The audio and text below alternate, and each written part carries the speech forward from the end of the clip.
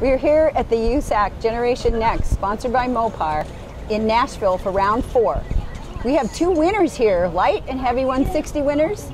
We've got Harrison Burton and Mark Miller. Harrison, tell us about that light 160 race. The light 160 race was really competitive, and it was a really hard race, and I'm really proud of how my crew handled everything with the car, because we struggled a little bit in practice, and it was nice to have a comeback win like that.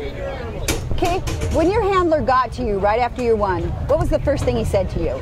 Pretty much good job, and then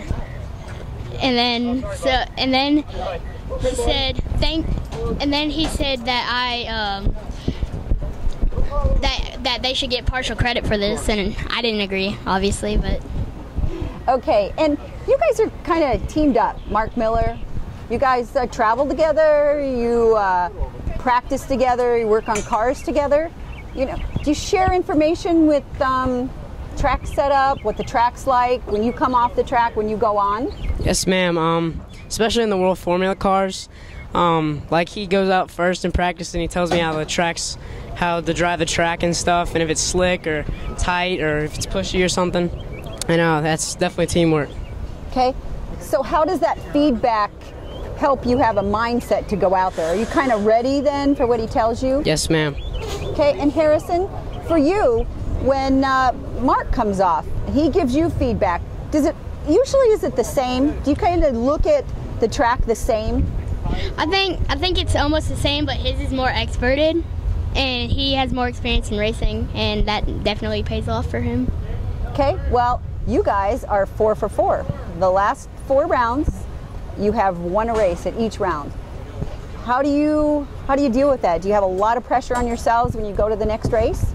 I think it gives you less pressure, because if you win races, that means you're good in the points, and when you can have drops in the USAC race points. So when you do good and win a couple of 4 in a row, for example, it kind of takes some pressure off your back to win more races.